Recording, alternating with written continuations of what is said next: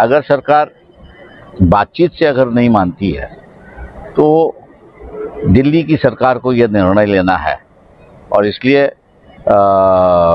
दिल्ली की सरकार पर दबाव लाने के लिए अगर ये कंपनी ने अगर इस तरीके से लोगों के साथ अगर ये पेनल्टी मारने का सिस्टम और अपने नेटवर्क को सही नहीं किया, इन्होंने मेंटेनेंस के नाम पे अपने डीपीओ को सही नहीं किया, तो इशाम बेकरी वाला हजारों को लेकर शहर पे आंदोलन करेगा।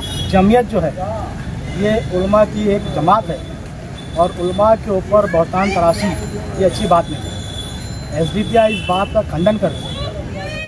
हाई कोर्ट ने अपोजिशन पार्टी के मुंह पे ऐसा जन्नाटेदार तमाचा मारा है कि वो जिंदगी भर याद रखेंगे। जिस दिन से लाडली बहना की स्कीम शुरू हुई है उस दिन से ये लोग इस स्कीम को बंद करने के पीछे पड़े हुए हैं।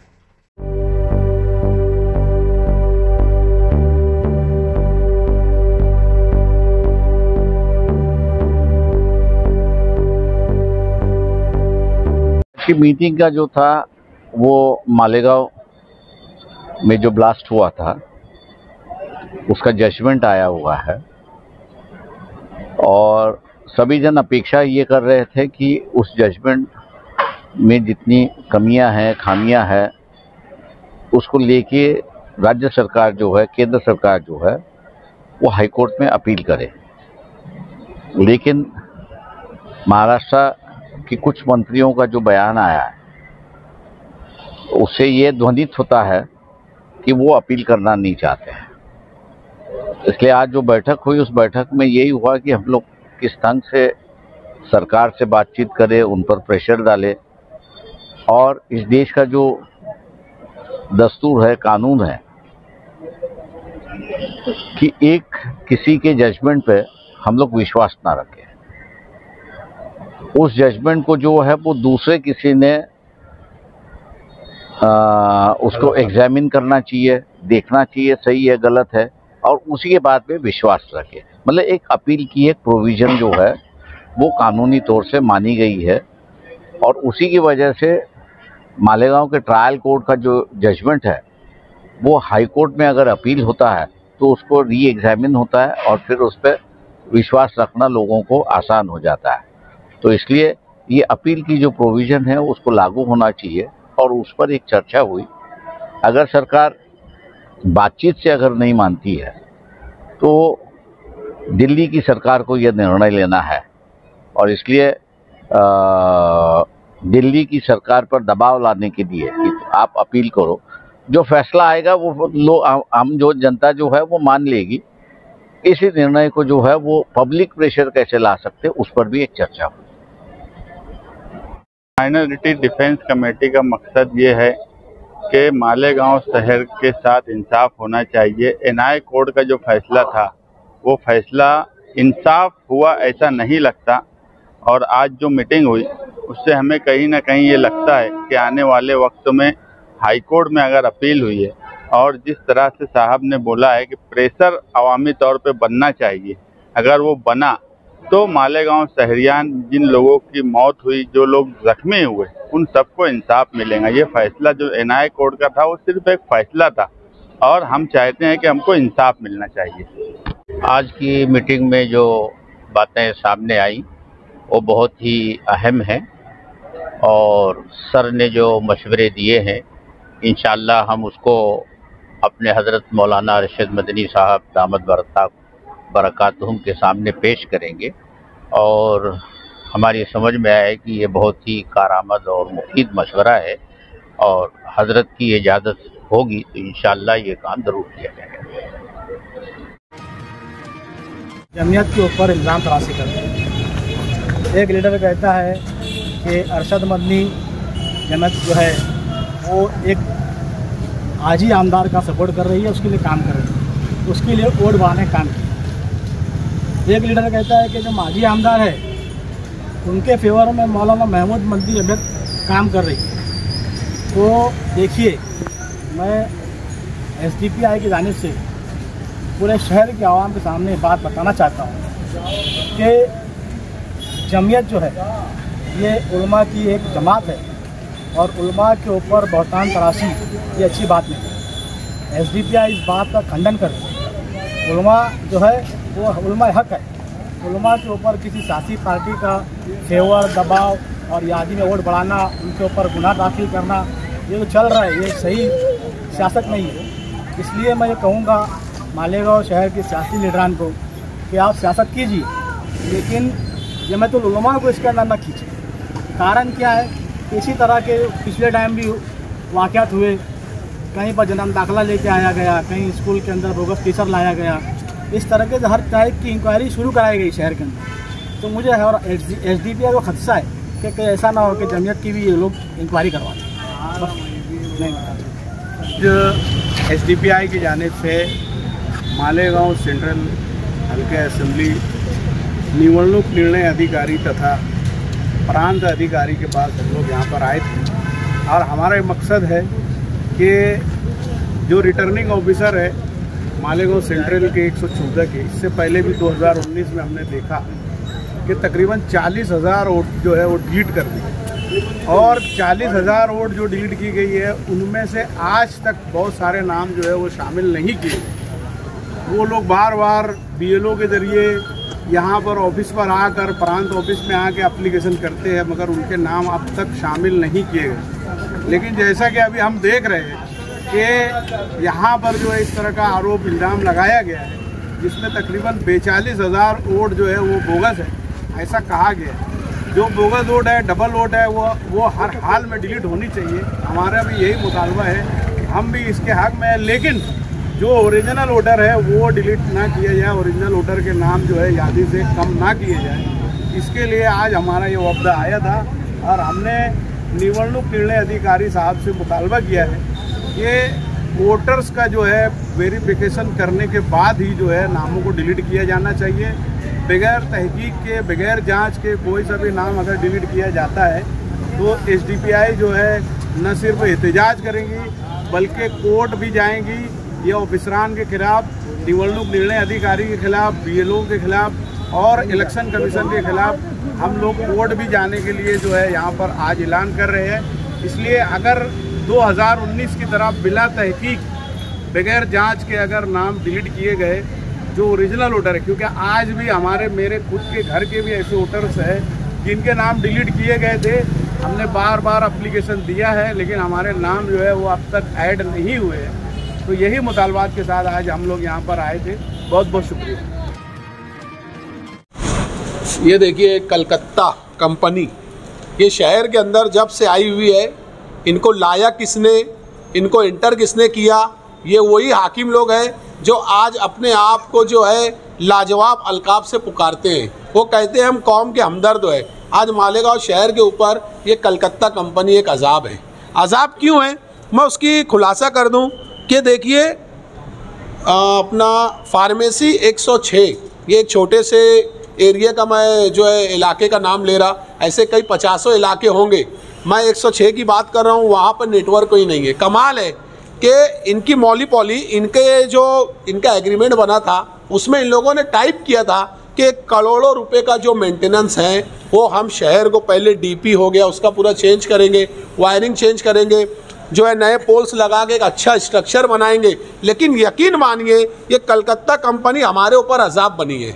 आज 3 मंजिला ये गरीब बूढ़ी औरतों के ऊपर इस तरीके का जुल्म है कि एक उम्र दराज जो है ऊपर चढ़ नहीं सकता, लिफ्ट बंद है, कैसे आएंगे बताओ। तो वो 3 जो अभी बड़ी भी हफ्ते वहाँ बैठ गई, वो आधी बीमार हो गई, तो इसका जिम्मेदार कौन। अभी ये देखिए ये लोगों ने इनको अर्जी दी, 3 महीना हो गया कि हमको मीटर लगा कर दो, लेकिन अब तक इन्होंने मीटर नहीं लगाया।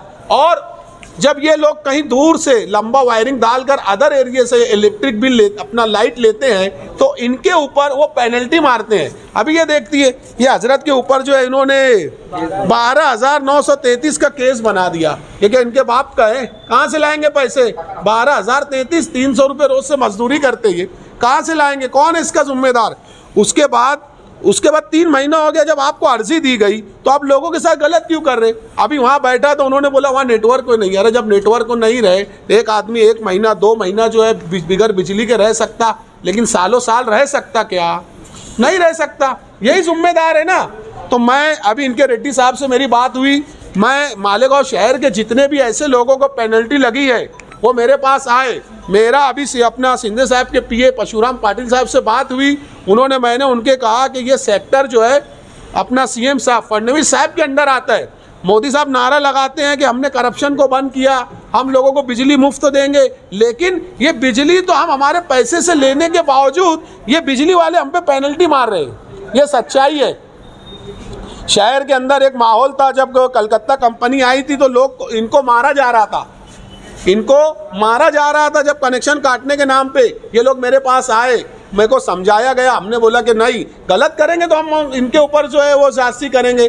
उनको रोका गया, कई कंप्लेंट्स हुई, सारी चीज़ें हुई, सब बैठ के हल हुआ। लेकिन आज फिर कलकत्ता बिजली जो है मनमानी कर रही है। इसका जिम्मेदार कौन? ये सबसे बड़ी गलती। मैंने अभी इनसे बात किया कि जितने भी ऐसे केसेस हैं सबका ज़ीरो करो। कोई भी जो है ये पेनल्टी नहीं भर सकता। कहाँ से भरेंगे हम? 300 रुपये रोज़ कमाते, 2 बच्चे, उसके बाद कैसे चलेगा? उनसे ये बात हुई और जब आपको अर्जी दी गई, वहाँ नेटवर्क नहीं है, तो मेंटेनेंस के नाम पे जो करोड़ों का आपने जो है उसके अंदर टेंडर्स में लिखा, सारी चीज़ें लिखी, तो आप जाकर पहले उसका काम करें, इस तरह की बात करें। और फडणवीस साहब से हो सकता अगले हफ्ते मेरे इस ताल्लुक से मीटिंग है कि ये एक कलकत्ता कंपनी का अजाब शहर से कैसे जाए, उसके लिए हम लड़ाई कर रहे हैं। कि शहर के अंदर अब लीडरशिप बिल्कुल ख़त्म हो गई। शहर के अंदर ऑडियो वीडियो, तेरी मेरी, मैंने कुछ नहीं करा, तूने क्या करा, यही सियासत चल रही और यही सच्चाई है।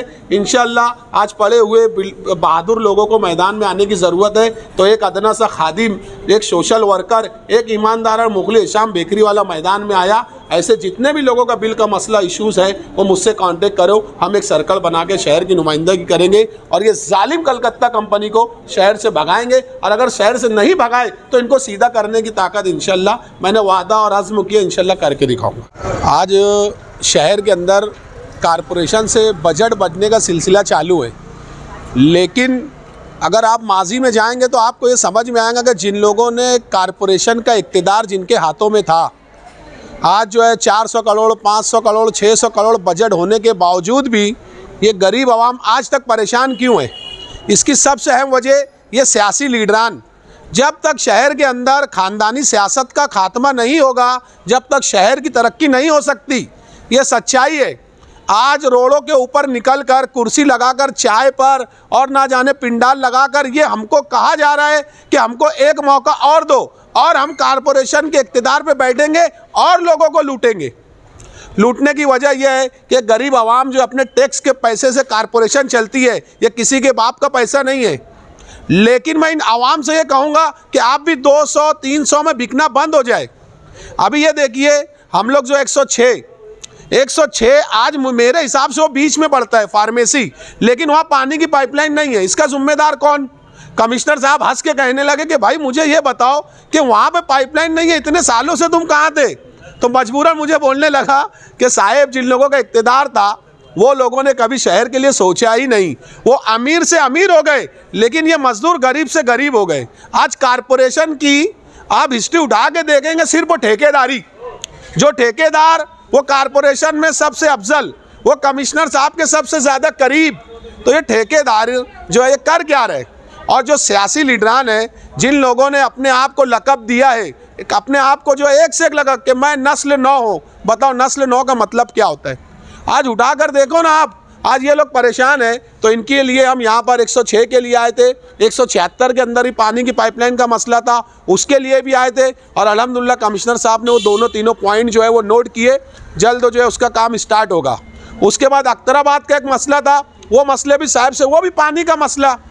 उसके बाद मैं ड्रेनेज वाले को बोल रहा हूँ कि भाई जहाँ पर भी तू काम कर रहा है तो कायदे से पेचवर्क कर। आज जो है पक्की रोड को खोद दिया जा रहा है, कोई बोलने वाला नहीं है। तो मैं आवाम से ये कहूँगा कि ये जितने पुराने कारपोरेटर हैं इनका बायकाट करें। ये कारपोरेटर ने शहर को खंडर किया, जितने बुकाए आप खुद अपने बीच से ऐसे लोगों को चुने जो पढ़े लिखे हो, नेक हो, जिनको अल्लाह का डर हो, जो कौम को आगे ले जाना चाहते। ऐसे लोगों ने कारपोरेशन इलेक्शन में उम्मीदवारी करना।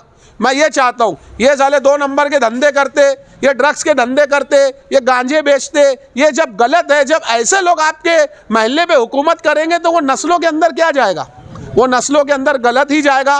जो यहाँ की जो आवाम हर वार्ड की, मालेगांव शहर की, ये छोड़ो, मैंने अभी डिप्टी सीएम साहब से बात की, मैं 10 दिन बॉम्बे था, मेरी शहर के हालात पे मुलाकात हुई, उनसे बातचीत हुई, मैंने सारे मौजू उनके सामने रखा। इंशाल्लाह बहुत जल्द तो एक बड़ा काम जो मैं शहर के लिए करूँगा। देखो, काम करने के लिए कोई, और मैं यही कहूँगा कि लीडरों के अंटर पंटर बनने की ज़रूरत नहीं कि 200-500 के अंदर जो है आपको पंटर बना के शहर के अंदर जो वारदात कराते इनका बायकाट करो, ये नहीं होना चाहिए, ये सच्चाई है। और अभी तो ये मालूम पड़ा भाई मेरी भी वीडियो ढूंढ रहे।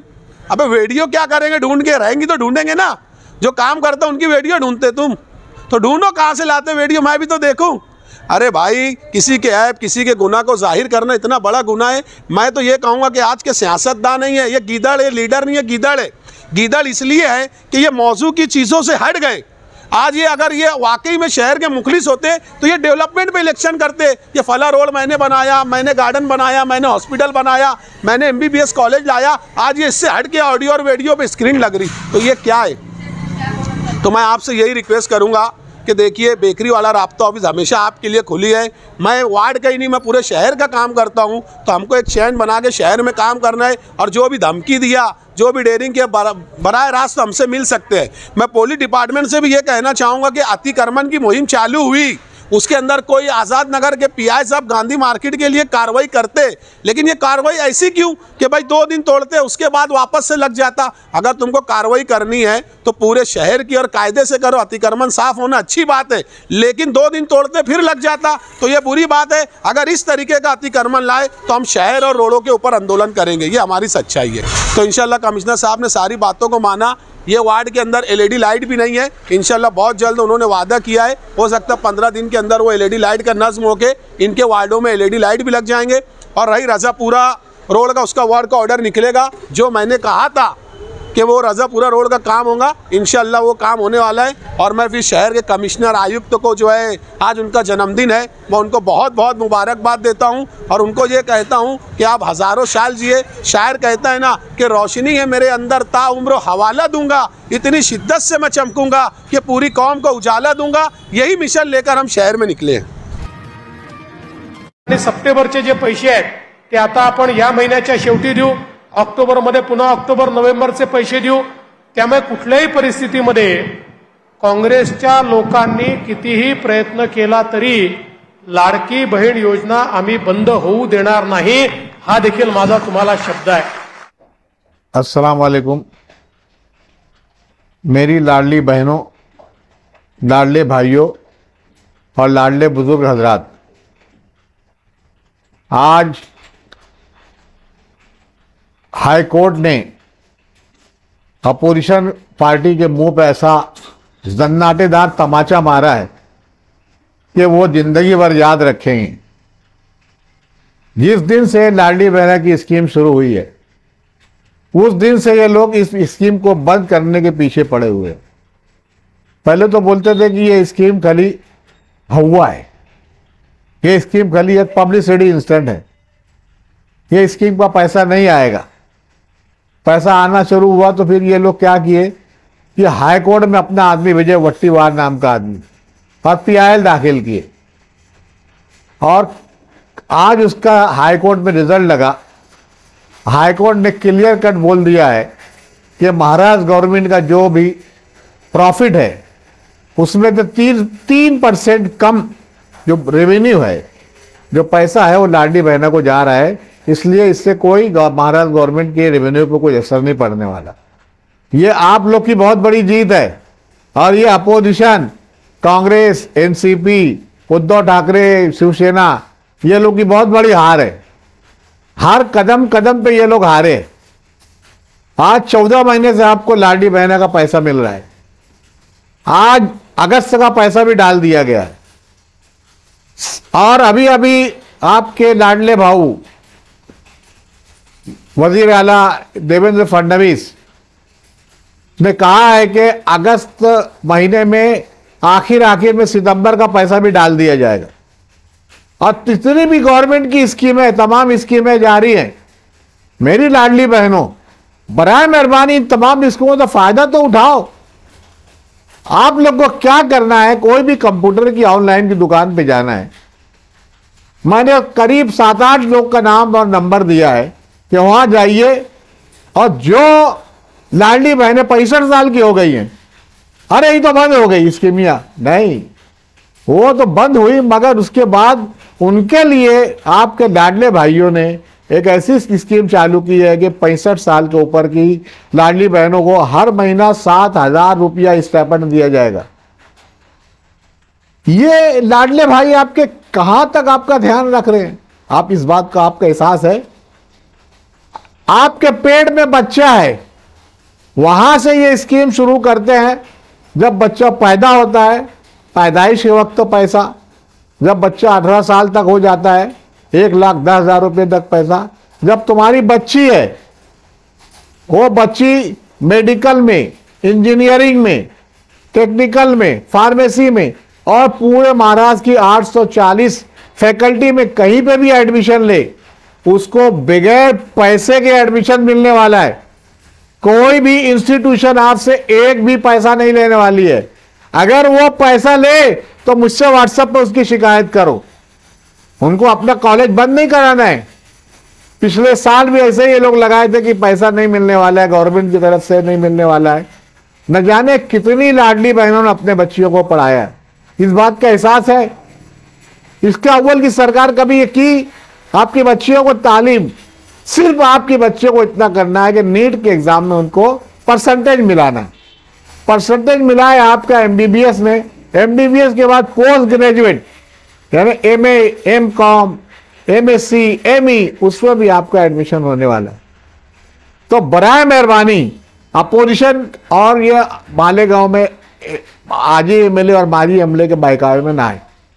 आने वाला इलेक्शन आपके लाडले भाई जो है देवेंद्र फडणवीस वजीर आला, नायब वजीर आला अजीत पवार, नायब वजीर एकनाथ शिंदे, वजीर तालीम दादा भुसे, वजीर अल्पसंख्यक मानिक राव कोकाटे, वजीर ड्रग्स श्री नरहरि गिरवड़ और वजीर खुराक छगन भुजबल साहब, ये सब आपके लाडले भाई है।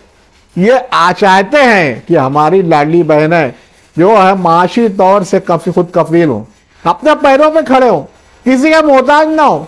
हर महीना बॉम्बे से पैसा डाल दिया जाता है, मैं भी जाता हूँ, हम लोग सब मिलकर डालते हैं पैसा, और उसके बाद खाली आपको क्या करना है, खाली थंब का एक निशान लगाना है, आपको 1,500 रुपये मिल जाते हैं। बहुत सी लाडली बहनों का पैसा इंक्वायरी में गया है, बंद नहीं हुआ है। बहुत सी लाडली बहनों का पैसा और उसके बाद भी चालू होना भी शुरू हो गया है। ये ना समझे कि ये स्कीम बंद हो गई है, ये स्कीम चालू है और आप लोग को एक एक लाडली बहनों को पैसा इंशाल्लाह आएगा। आज 1,500 आएगा, 14 महीने से ये स्कीम चालू है। आगे आपको बढ़ के पैसा मिलने वाला है। 2,100 होगा, 2,500 होगा, 3,000 होगा, 3,500 होगा, 4,000, 5,000 बढ़ के मिलने वाला है। ये लाडले भाई आपके 5 साल तक आपका बहुत ध्यान रखने वाले हैं। आपको क्या करना है, सिर्फ आने वाले म्युनिसिपल कॉर्पोरेशन इलेक्शन में आपको लाडली बहना जो पार्टी रहेगी, हमारे जो उम्मीदवार रहेंगे, जो उम्मीदवार आपके खुद के घर के रहेंगे, आपके महल्ले के रहेंगे, आपके शहर के रहेंगे, आप उनको इलेक्शन में हिस्सा लेना है, उनको इलेक्शन में वोट देना है और वोट देने के बाद चुन के लाना है और उसके बाद कॉर्पोरेशन में लाडली बहना पार्टी का झंडा लहराना है, पार्टी का झंडा। उसके बाद हम लोग चलेंगे मुंबई और ये आज हमारे लाडले भाइयों को बोलेंगे कि हमारी हमने आपके वो कहने पे हमारे एक कैंडिडेट को चुन के लाया है। अब जो बजट आप देते हैं आजी माजी आमदार को, ये लोग मालेगांव में अपने हिस्से से आपको गाली देते हैं, आपको फिरका परस्त बोलते हैं, आपको बहुत कम ज्यादा बोलते हैं। तो बराए मेहरबानी जब ये लोग आते हैं आपके पास मस्का पॉलिश करते हैं और कुछ ना कुछ बजट लेके जाते हैं, एक भी बजट उन्हें देना नहीं, सब बजट हमको दो। हमारे थ्रू हम मालेगांव का, हमारे महल्ले का, हमारी गली का, हमारे शहर का विकास करेंगे। आप तमाम लाडले बहनों से मेरी दरख्वास्त है, भाइयों से मेरी दरख्वास्त है, बुजुर्गों से मेरी दरख्वास्त है, शासन की जितनी स्कीमें हैं तमाम स्कीमों का फायदा उठाओ। कोई भी स्कीम बंद नहीं हुई है, तमाम स्कीमें जारी वो सारी हैं। अगर मालेगांव में ये बात चल रही है कि बहुत पैसा चलेगा, बहुत दादागिरी होगी, पैसा ऐसा कुछ नहीं। आपको अभी भी 1500 दिया जा रहा है, कल भी हम पैसा देंगे, ये कल भाग जाएंगे। आज थोड़ा बहुत अमाउंट देंगे, उसके बाद गधे के सर के सींग जैसा गायब। तो ये आपको घेरा कायम रखना है, आपके पास बराबर पैसा आएगा, आपको स्कीमें आएंगी, आप डायरेक्ट आपके लाडले भाइयों से जुड़ जाएंगे। आप अपने बच्चों का, बच्चियों का, अपने पूरे खानदान का, अपने खुद कफील बन के अपने पैर पे बड़े दबंग बनिए और डरिए। अब हम जो है हमारे भाइयों के बेस पे, हमारा भाइयों के ऊपर हम आप यहाँ पे मालेगांव में हमारा उम्मीदवार खड़ा करेंगे और उसे चुन के लाएंगे। बहुत जल्दी आरक्षण हो गया है, वार्ड डिक्लेयर हो गया है। बहुत जल्दी आपके वार्ड से जिन जिन बहनों को, जिन जिन लाडले भाइयों को, जिन जिन बुजुर्गों को, बुजुर्ग लाडलों को इलेक्शन में हिस्सा लेना है, वो मुझसे व्हाट्सएप पर मेरे राब्ता कायम करें। मैं इसमें मेरा व्हाट्सएप नंबर दे रहा हूँ, वो व्हाट्सएप पे मुझसे राब्ता कायम करें। इंशाअल्लाह आपके बारे में महल्ले में मालूमात लेके हम आपको इस इलेक्शन में खड़े रहेंगे और इंशाअल्लाह चुन के आने की जिम्मेदारी हमारी, आपकी, आपको चुन के लाएंगे। आगे जैसा भी रहेगा, मेरी सेहत के लिए मैं बहुत अच्छी सेहतमंद रहूँ। जैसे आज मैं 1 महीना बाहर गाँव जाके सेहत का अपना ट्रीटमेंट करा लिया हूँ, तो मेरी सेहत का आप लोग ध्यान रखिए, मेरी सेहत के लिए आप लोग दुआ कीजिए। अल्लाह हाफिज़, खुदा हाफिज़, जय हिंद, जय महाराष्ट्र। पहला इंस्पिरेशन, इस बात का जवाब मुझसे अच्छा अब्बा दे सकते हैं, क्योंकि अब्बा का शुरू से सपना रहा है कि पायलट वगैरह का जो भी है बनने का, और अब्बा उस टाइम पे कर नहीं पाए। जैसे अब उस टाइम पे इतनी अवेयरनेस नहीं थी, फंड्स वगैरह नहीं थे। मेरे जो दादा हैं वो भी जमूर हाई स्कूल में टीचर थे, वो जमूर हाई स्कूल के इनफैक्ट पहले टीचर हैं। तो वहाँ से मतलब इंस्पिरेशन देखा जाए तो ये जनरेशनली पास डाउन हुई है। फाइनली अब जाके मैं इस चीज़ को हासिल कर पाया हूँ। ऑब्वियसली मेहनत सबकी है, माँ बाप की और जितने लोगों की दुआएं हैं, तो वो है इंस्पिरेशन। तो वो है, जहाँ तक मेरा ख्याल है, मेरा जैसे बचपन से, जैसे हर बच्चा जो बचपन में चीज़ें उड़ते हुए देखता है, तो हवाई जहाज़ देखता है, तो उसको लगता है कि यार ये तो बहुत अच्छी चीज़ है। मतलब सबको इंस्पिरेशन होता है कि मैं भी उड़ूँ। तो बस यही है बेसिक इंस्पिरेशन। वहाँ से आया, फिर बाद में फील्ड की जैसे जैसे मालूमात बढ़ी, फिर अल्लाह ताला ने रास्ता आसान कर दिया कि कैसे इसको अचीव करना है, कैसे क्या करना है। स्टडीज से रिलेटेड बेसिकली अगर किसी को पायलट बनना है इंडिया में, तो आपको जो +2 जिसे कहते हैं, 11th 12th में फिजिक्स और मैथ्स होना चाहिए, मोर देन 60% मार्क्स होनी चाहिए उसमें। ये बेसिक रिक्वायरमेंट्स है आपकी। ऑब्वियसली आपकी इंग्लिश अच्छी होनी चाहिए, क्योंकि एविएशन में कुछ भी करना है तो उसमें इंग्लिश में ही होता है। इनफैक्ट इंग्लिश का भी मतलब एग्ज़ाम होता है, तो उसके भी लेवल्स होते हैं कि आप उस लेवल पे जब आप इंग्लिश बोल सकते हो, तब जाके फिर वो आगे का प्रोसेस बढ़ता है।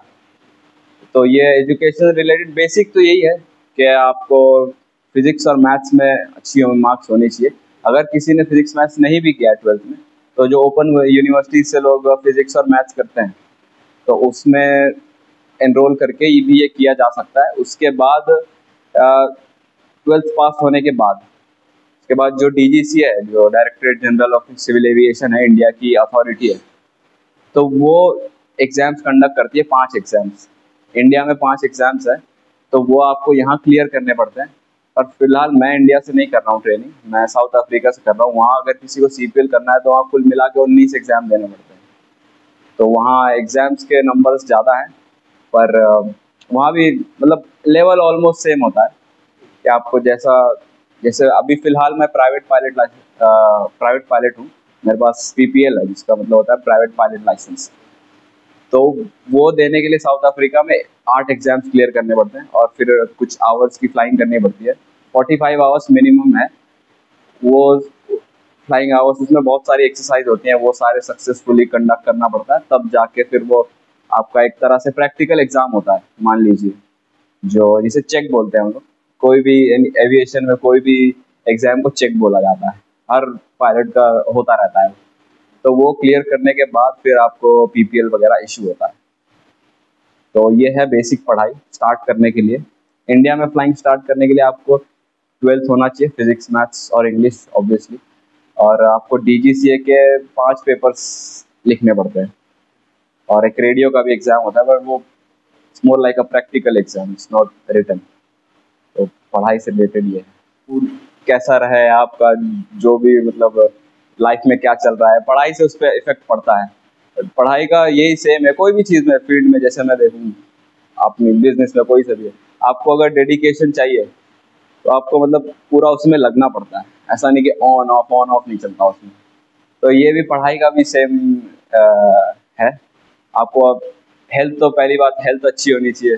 ऑब्वियसली कोई स्मोकिंग वगैरह करता है तो ये आपकी जो हेल्थ पे नेगेटिव इफेक्ट्स डालते हैं। तो इस चीज़ में पायलट की उसमें तो आपको health your health should be on top of your game, you should be on top of your game in terms of health. So that's the thing. और मेडिकली ऑब्वियसली आपको बहुत फिट होना पड़ेगा, उसके लिए स्मोकिंग बहुत सारे पायलट्स करते हैं स्मोकिंग, ऐसा नहीं कि बट अगर आपको उस लेवल पे करना है तो आपको ये सब छोड़ना पड़ता है जनरली। मेरा तो मशवरा यही रहेगा कि जैसे फॉर एग्जांपल लोग जो डीजीसीए का मैंने जो एग्ज़ाम अभी बताया 5 एग्ज़ाम, वो क्लियर करने के बाद लोग फिर फ्लाइंग स्कूल्स ढूंढते हैं जहाँ पर आप एक्चुअल फ्लाइंग करके जो है वो आपकी जो एक्चुअल जहाँ ट्रेनिंग होती है फ्लाइंग की। तो फ्लाइंग स्कूल अलग अलग फ्लाइंग स्कूल्स हैं, बट लोग ये किसी पे मतलब अंधा भरोसा कर लेते हैं। जैसे मैं भी आपको बताऊं कि ये फ्लाइंग स्कूल अच्छा, तो आपको किसी पे अंधा भरोसा नहीं करना, इवन मुझ पे भी नहीं। आपको अपनी रिसर्च करनी चाहिए आपके हिसाब से, क्योंकि मेरी सिचुएशन अलग है। मेरा जो है जो सोचने का अंदाज है, जो मेरा जो पढ़ने का अंदाज है वो अलग है। तो आपको अपने हिसाब से मतलब रिसर्च करनी चाहिए, किसी पे मतलब अंधा भरोसा करके ऐसा नहीं करना चाहिए। तो ये सबसे बड़ी चीज़ है कि अगर आप खुद से करोगे तो आप मतलब पहले से जो प्लानिंग है आपको पहले से वो प्लानिंग करनी पड़ेगी।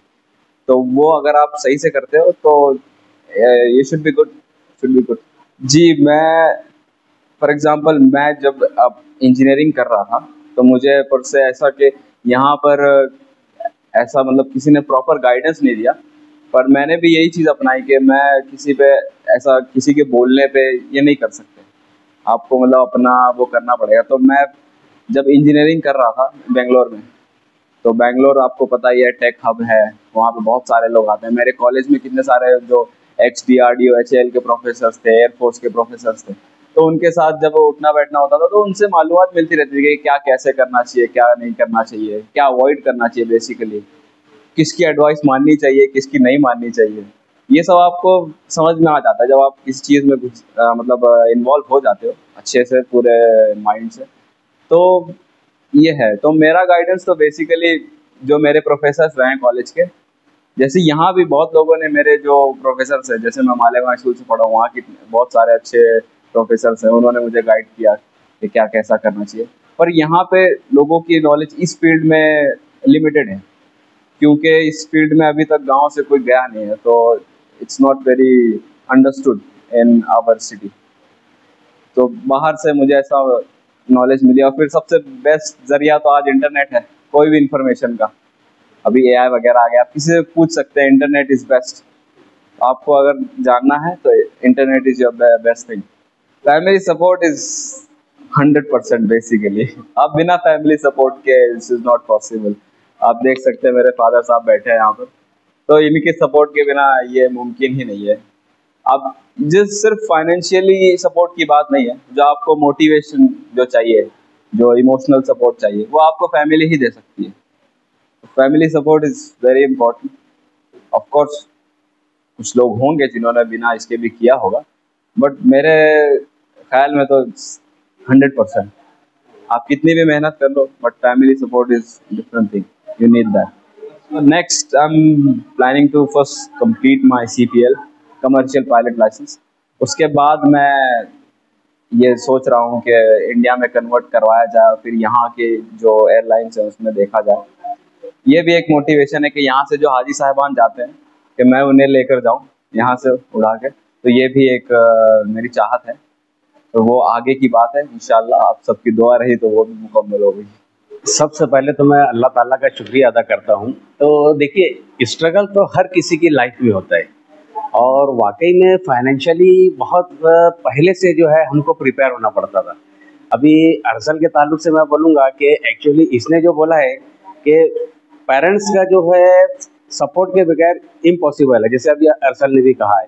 तो फाइनेंशियली जो है हमको पहले से प्रिपेयर होना पड़ता है कि किस टाइप की प्लानिंग करना है। पहले तो हम जो है इस कोर्स के बारे में, जैसे बहुत से आपको भी पता ही है कि ये फील्ड में बहुत रेयर लोग जाते हैं, और अल्हम्दुलिल्लाह अल्लाह का शुक्र है कि मालेगांव से पहला पीपीएल हासिल करने वाला मेरा बच्चा है अरसल यूसुफी। और इसके लिए तो मैंने बहुत पहले से प्लानिंग करके रखा था। इवन मैं अल्लाह का तो इतना शुक्र अदा करूँगा कि पहले से बहुत सारी मैंने प्रॉपर्टीज़ भी लेकर रखी थी कि यार खुदा ना खास्ता कभी ज़रूरत पड़े तो इसको बेचना पड़े तो उसको सेल आउट भी कर देंगे तो भी चलेगा। अल्हम्दुलिल्लाह अभी तक उसकी तो ज़रूरत नहीं पड़ी है। इंशाअल्लाह आप लोगों की दुआएं साथ रही और आवाम का, मालेगांव की शहरियान का हम लोगों को सपोर्ट रहा तो इंशाअल्लाह ये बहुत जल्द सीपीएल भी कर लेगा। मेरा भी ताउन इसी तरह उसके साथ बना रहेगा। जैसे अभी अरसल ने बताया था कि 12वीं के बाद मैंने भी ये सपना देखा था, लेकिन 1990 में मेरे वालिद जो है वो एक टीचर थे। उनकी कैपेसिटी उस वक्त उतनी नहीं थी, जो भी इसकी जो फीस वगैरह अफोर्ड करने की उस वक्त इतनी कैपेसिटी नहीं थी और इतने अवेयरनेस भी नहीं थे। इंटरनेट इतना आम भी नहीं था, बहुत सारी मालूमात भी, क्लासेस वगैरह तो पता था, लेकिन सबसे मेन फंड का हम लोगों के पास कोई एडजस्टमेंट नहीं था। अब इसने जो है फील्ड भी ऐसे सिलेक्ट किया, इंजीनियरिंग में जो है आमतौर से अपने मालेगांव के बच्चे जो है मैकेनिकल, सिविल, इलेक्ट्रॉनिक्स, कंप्यूटर्स, ठीक है कंप्यूटर्स में आज जाना चाहिए क्योंकि मैं खुद कंप्यूटर से रिलेटेड हूँ। 1994 से मैं काबिल कंप्यूटर्स जो है रन कर रहा था। अभी अल्हम्दुलिल्लाह मेरे भाई साहब जो है MSc और MSc वगैरह कोर्स है वो बहुत कामयाबी से चला रहे हैं। तो इसने जब मुझको बोला कि एरोस्पेस इंजीनियरिंग में जाने के बाद, मतलब बेटा यार तुझको उसमें क्या है, इसको एक्चुअली जो है ना 12th के बाद से जो है स्पेस में जाने का बहुत शौक था इसको। और हम लोग बहुत डरते थे कि यार स्पेस में जाना वो खतरों से खाली नहीं है। और आप लोगों को बता तो कि मेरा इकलौता बेटा है, एक ही बेटा है मेरा, मतलब तू स्पेस में जाएगा तो वो बहुत खतरों से खाली नहीं है। मतलब तू कोई ऐसी इंजीनियरिंग कर ले या मेडिकल फील्ड में चले जाके अपना रोजगार जो है अपने शहर में मिल जाए, लेकिन इसने जो है ऐसी फील्ड सेलेक्ट किया और उसका बचपन से या बड़े होने तक ऐसा सपना था कि यार कुछ मैं ऐसा करूँ जो पूरा आउटस्टैंडिंग रहा, मतलब मालेगांव के लिए या शहर मालेगांव के लिए, नासिक डिस्ट्रिक्ट के लिए कुछ यूनिक रहे।